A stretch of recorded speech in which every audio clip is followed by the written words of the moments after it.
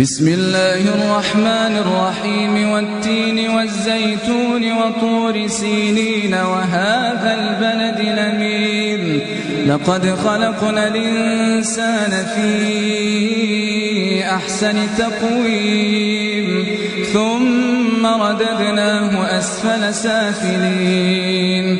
إلا الذين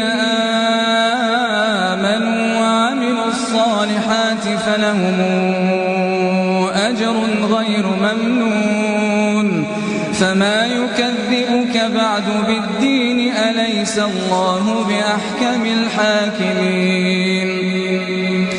بسم الله الرحمن الرحيم اقرأ باسم ربك الذي خلق خلق الإنسان من علق اقرأ وربك الأكرم الذي علم بالقلم علم الإنسان ما لم يعلم كلا